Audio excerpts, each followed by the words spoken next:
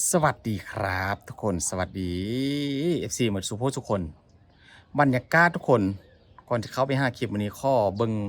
พาทุกคนดูบรรยากาศอยู่ที่บ้านของหมอพิมพ์ทุกคนอยู่ด้านล่างทุกคนนี่คือบรรยากาศล่าสุดสดๆร้อนๆเลยเต็มไปด้วยหมอกคอนจริงๆทุกคนผูผ้าผูเข้าปลาไม้ให้ไปกับตาย้อนว่าการจุดปลานะทุกคนอยู่ที่เมืองไทยเจอวิกฤตควันไฟหรือว่าฝุ่น PM กันเยอะขนาดไหนทุกคนคอมเมนต์บอกพิมพ์กันได้เด้อทุกคนมื้อนี้ทุกคนจากรถอีแตนธรรมดากลายเป็นรถอีแตนที่ลู่ล่างานฝีมืออีกแล้วทุกคนกับงานฝีมือของสร้างประเทศไทยทำให้คนลาวคือกับเบาพิมพ์นี่ถึงกับโอ้ไม่อยากจะคิดเลยทุกคนว่าทำไมแบบสร้างของประเทศไทยเข้าถึงแบบมีความคิดสร้างสรรค์แล้วก็แวกแนวต่อยอดรถจากรถที่ว่าเป็นรถอีแตนธรรมดาทุกคนทำให้มันสวยดูดีราคาแพงลู่ล่าและพิเศษทุกคนคลิปนี้นะทุกคนจะมีชาวลาวเข้าได้ซื้อเอารถที่ว่าเป็นรถอีแตนที่มีการดัดแปลงตกแต่งที่แบบสวยงามกันแล้วมาจากประเทศไทยแล้วมาใช้รับค้นคล้องอยู่ที่เมืองลาวเป็นธุรกิจของเขาทุกคนชาวลาวคนนี้เข้าได้ขับเลยบอกเลยว่าโอ้โหสุดยอดหลายคนเดี๋ยวว่าผมจะบอกราคาว่าอยู่ที่เมืองลาวซื้อรถอีแตนที่ว่ามีการตกแต่งสวยๆแบบนี้ราคาเท่าไหร่ทุกคนเดี๋ยวเราไปดูคลิปกันเลยไปมากันเลยทุกคนนี่คือรถอีแตนที่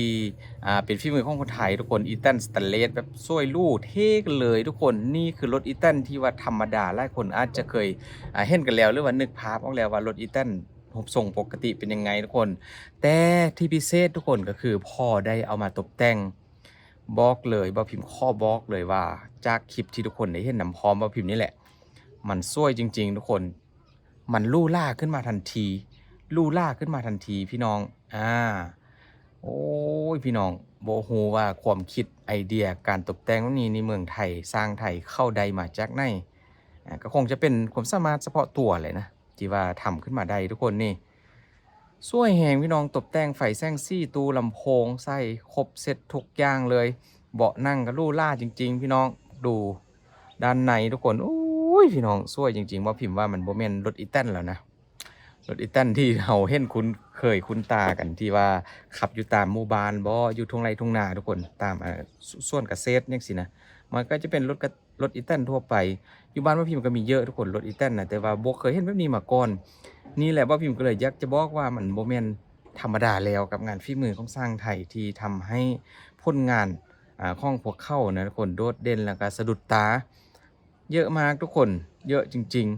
ๆนี่สวยมากทุกคน วันนี้มีพิเศษทุกคนเดี๋ยวมีคลิปข้องเศร้าลาวที่เขาได้ซื้อรถอีแตนประมาณนี้แหละเดี๋ยวทุกคนก็จะได้เห็นว่าเป็นรุ่นในทุกคนเอามาขับทำงานอยู่ที่เมืองลาวทุกคนแล้วบอพิมจะบอกว่าราคาก็ซื้อมา1 คันจากประเทศไทยมาที่ลาวนี่ราคาเท่าไหร่ทุกคนนี่มีหลากหลายสีนะทุกคนนี่ก็เป็นสีเขียวตกแต่งด้วยสติกเกอร์ที่โอ้โหสวยงามมากทุกคนล้อแม็กกับโมเมนธรรมดาทุกคนล้อแม็กโอ้ยล้อแม็กก็เหมือนกับล้อรถแต่งทั่วไปที่แบบเขาแต่งแข่งกันเรื่องความสวยงามนะทุกคนวัดบึงพระบอกว่าอยู่จังหวัดไหนทุกคนวัดบึงพระนี่ก็ขับอยู่บนท้องถนนเหมือนกับรถยนต์ทั่วไปเลยทุกคนแต่ว่าให้สังเกตดีๆว่านี่มันโมเมนต์รถยนต์ดัดแปลงนะทุกคนมันก็คือรถอีแตนที่บอกดูจากเครื่องยนต์อยู่ด้านหน้าเลยคนเป็นรถอีแตนหรือรถไถนารถไถนาอีแตนนั่นแหละที่เขาแกะเอาเครื่องยนต์ออกมาประกอบใส่ตกแต่งออกมาแบบนี้ทุกคนมาแล้วก็เป็นกุ้มเป็นก้อนกันเลยทุกคนนะมีหลากหลายคลิปหลากหลายซีซั่นมื้อนี้ทุกคนนี่แต่ละรุ่นแต่ละคันก็แล้วแต่ไอเดียของในสร้างจากเมืองไทยเขาจะคิดคนตกแต่งออกมาแบบไหนนะคนแต่ละคันนี่บ่ได้น้อยหน้าเลยเท่สวยไปคนละแบบคนละอย่างจริงๆทุกคนความเร็วความไวเนี่ยก็บ่ต้องพูดถึงอยู่แล้วนะถ้าว่าเป็นระดับนี้ทำออกมาได้แบบบ่น่าเบื่อนะทุกคนนี่สวยมากทุกคนแต่ละคันเดี๋ยวหมดคลิปนี้บ่พิมจะเอาคลิปข้องเศร้าลาวทุกคนเข้าซื้อรถประมาณนี้แหละมาขับอยู่ที่ลาวทุกคนว่าเขาจะทำงานอะไรทุกคนเดี๋ยวเราไปดูคลิปกันต่อนะทุกคนเดี๋ยวจบจากคลิปนี้ก่อนดูจบจากคลิปนี้กันก่อนทุกคนนั่นบอกขับบนท้องถนนนี่เร็วมากทุกคนเร็วมากขับเร็วมากขับไวมากทุกคนโอ้ยพี่น้อง คนที่ว่าคิดได้นี่ว่าพิมพ์ว่ามันเป็นอย่างที่ว่า Amazing หลายนะกับการเริ่มต้นคิดคนรถแบบนี้ดัดแปลงทำให้มันออกมาสวยดูดีหรูหราทุกคนมาคลิปต่อไปทุกคนนี่ก็คือคลิปของสาวลาวที่เข้าได้นำเข้าหรือว่าซื้อรถจากฝีมือของสร้างไทยนะเอามาฮับไซอยู่ที่เมืองลาวก็คือค้นคล้องดูจากเลยจากรถที่เขาค้นเลยทุกคนก็คือแบบค้นทั้งซี่นะคนทั้งซี่เป็นทั้งที่แบบน้ำหนักเยอะมากแล้วก็ใส่ได้หลายซี่นอกจากนั้นก็ยังมีเครื่องวัสดุก่อสร้างเยอะแยะเลยทุกคนเข้าใส่รถรุ่นนี้เลยนำเข้าจากเมืองไทยเข้าซื้อมาแล้วเข้าก็มาใช้ในการทำงานช่วยทำงานค้นคล้องส่งคล้องให้กับลูกค้าค้นคล้องเขาสร้างเครื่องสร้างข้องที่ว่าจะเกี่ยมค่ายอยู่ที่เมืองลาวอยู่ที่บ้านของตัวเองทุกคนเศร้าลาวคนนี้ก็อยู่ที่ภาคใต้นั่นคนภาคใต้ของประเทศลาวเขาได้นำรถนี้เข้ามาซึ่งว่าราคาทุกคนมาพิมพ์เห็นแล้วกันน่าตกใจไล่ตามราคาที่ว่าพิมพ์ได้ไปอ่านมาเขาตอบอยู่ในแซดคอมเมนต์นั่นคนอยู่ในคอมเมนต์มี FC เมืองไทยแหละที่ว่าติดตามเข้าถามว่าซื้อมาราคาเท่าไหร่ในคลิปเจ้าของเขาบอกว่า1,800,000 1,800,000 บาทโอ้ my god ว่าพิมพ์กับพยายามอ่านอยู่หรือว่ามันเป็น180,000 บาทเขาบอกว่าราคานี้โอ้โหทุกคนน่าตกใจไล่ทำไมมันแพงจังนะอันนี้ก็คือแบบรถที่ว่าชาวลาวซื้อจากประเทศไทยเอามาฮับไซนะคนเป็นผลงานของเมืองไทยมาโดดเด่นอยู่ที่เมืองลาวทุกคนต่อไปทุกคนนอกจากนั้นก็ยังมีรถอีแตนอีกเต็มรุ่นหนึ่งคือที่ทุกคนนี้เห็นนี่เลยทุกคนเพราะพิมพ์ดูทีแรกคิดว่าเป็นรถดำแต่ปรากฏว่ามันบ่แม่นทุกคนก็คือรถอีแตนดัดแปลงออกมาเป็นอีกเต็มฮุบทรงหนึ่งที่ว่าดูดีมากทุกคนดูดีสุดๆเอาไว้ใส่ค้นคล้องค้นคล้องขนาดแบบกับบริใหญ่นะทุกคนสามารถมีดำแบบยกทอกได้เห็นบ่สามารถยกทอกได้เพราะพิมพ์ได้ไปเห็นมาแล้วว่าเข้าใส่งานยังไงรถรุ่นนี้ก็จะเอาใส่ในการค้นออยค้นมันซ้ำปะลั่งนะประมาณนี้แหละก็คือแบบเอาไว้ใส่ในงานเกษตรของเมืองไทยนะทุกคนแต่ที่สะดุดตาทุกคนกับการประดิษฐ์คิดแต่งการเสริมสร้างทุกสิ่งทุกอย่างไอเดียงานฝีมือเข้าไปนี่แหละทำให้เบ้าพิมพ์ถึงกับต้องบทสมมุติจะสั้น5คำได้มาเทียบทุกคนเห็นบ่งามแฮงคันนี้ก็เต็มไปด้วยลวดลายนะทุกคนซี่เขี้ยวหักธรรมชาติงามแฮงทุกคนเห็นบ่เหมือนกับรถของลิ้นเลยนะทุกคนดูไกลๆแต่นี่คือรถยนต์ที่ว่าใช้งานจริงฝีมือของสร้างไทยมาทุกคนเห็นบ่จะเห็นสังเกตไว้เห็นเครื่องยนต์ของรถอีแตนหรือว่าเครื่องยนต์ของรถไถนารถไถนาคอยาวนะทุกคนเขาก็มาประดิษฐ์ใส่กับพวงมาลัยใส่กับโครงรถแบบใหม่บ่หรือว่าเป็นโครงรถของอีแตนเฉพาะบ่ทุกคน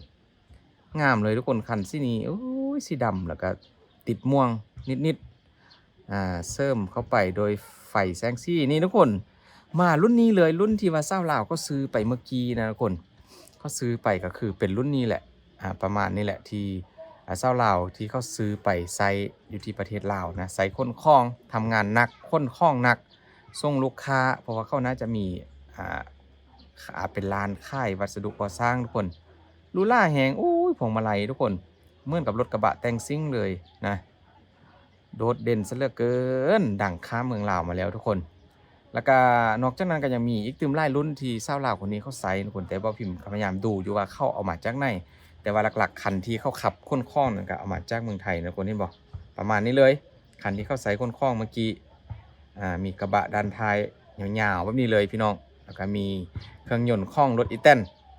นะนี่สวยมากโอ้ยล้อแม็กพี่น้องดูล่ามาเห่ามาก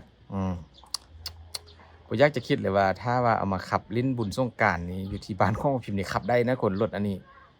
เอามาลิ้นบุญสงกรานต์ไกลจะมาเทิงนี่นะคนเต็มเลยผู้ใดเห็นก็คงจะยักขี้นะทุกคนเพราะว่าดูแล้วมันสะอาดมันสวยจริงๆสวยจริงๆเลยทุกคนว่าพิมพ์กาเวาเลยนะแต่ละคันนี่สีสีส้มนี่กันทุกคนตกแต่งออกมาโอ้ยพอได้ลางได้เซ็ตได้ทู่ทุกคนลู่มากไฟตาพวงมาลัยที่นั่งครบเซ็ตแต่ว่าสังเกตไล่คันเราเข้าจะบดใส่ร่างขานะทุกคนจะเป็นแบบโล่งๆนี่เลยก็คงจะแบบทำงานได้รวดเร็วขึ้นสบายขึ้นเน้นความสะดวกสบายแหละนะบ่ต้องมีอย่างไรนี่ พอครับพอทำเสร็จทุกคนนี่เขาอาจจะเอาไปโชว์อยู่ที่งานหนึ่งนะทุกคนน่าจะเป็นการแข่งขั้นรถสวยงามก็คือรถอีแตนนั่นเองทุกคนก็มีรถหัวลากนะมาค้นเอา